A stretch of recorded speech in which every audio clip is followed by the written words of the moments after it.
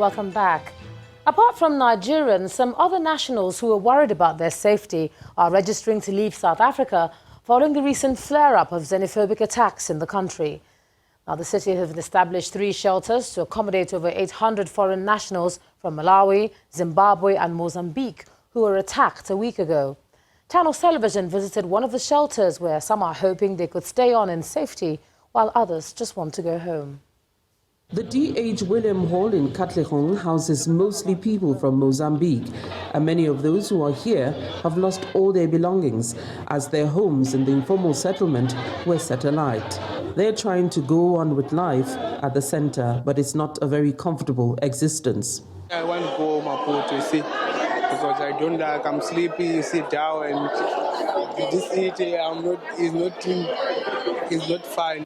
Last week I'm coming with the job, you see, I'm working there at road. When I'm coming there, I fire there in my house.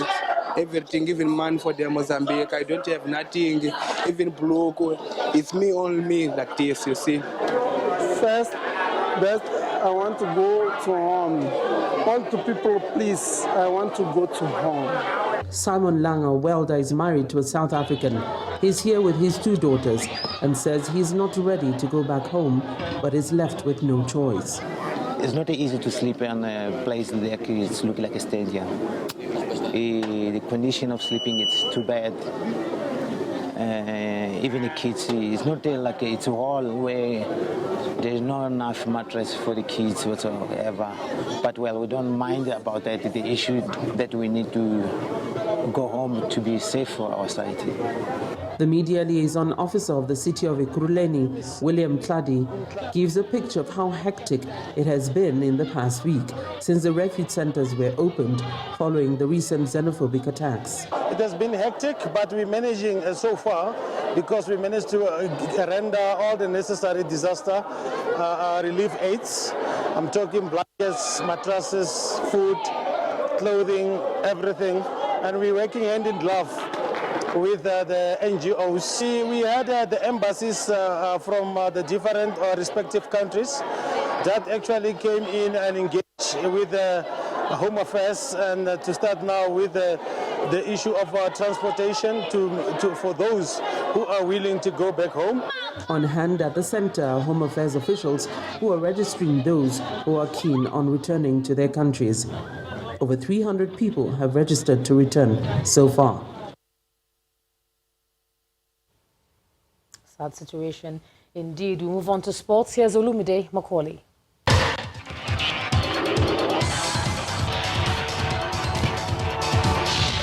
Thank you, Ijoma. Hello and welcome to Sports News. The Nigeria Football Federation has confirmed the return of Salisu Yusuf as Super Eagles coach following a 1-year suspension for his involvement in a bribery incident. Salisu was slammed with the ban by the NFF Ethics Committee in 2018 after he was found guilty of bribery.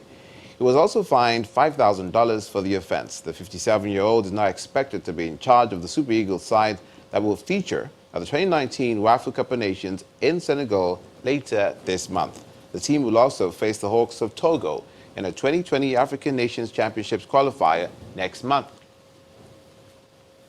FIFA have announced that Spain has broken the billion-dollar mark for the first time. Spanish La Liga clubs spent 1.37 billion euros, exceeding 1 billion for the first time. Atletico Madrid spent 126 million euros on 19-year-old striker Felix from Benfica, while Barcelona landed France international forward Antoine Griezmann for 120 million euros.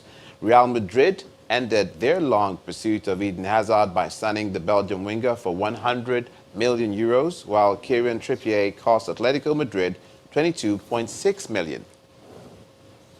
Staying with football, Lionel Messi says he would have loved for Neymar to return to Barcelona, as his arrival will have increased their chances of achieving set objectives for the season. Neymar joined PSG for Barcelona in 2017 for a world record fee of 222 million euros, but was repeatedly linked with a return to Barcelona during the transfer window.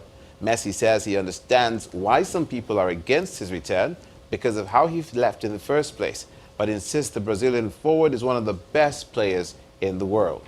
He scored 105 goals in 186 games for the Catalan club between 2013 and 2017.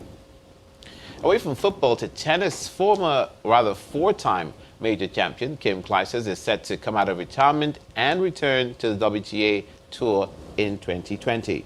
The 36-year-old Belgian, who retired after the 2012 U.S. Open, announced the news on Thursday, marking the second time she'll return to the tour after an extended hiatus.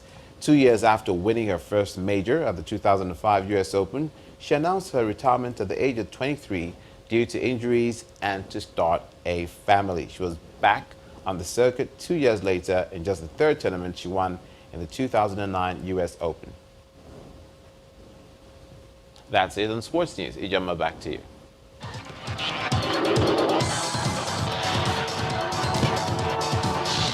Thanks a lot, Olumide. And the main news again.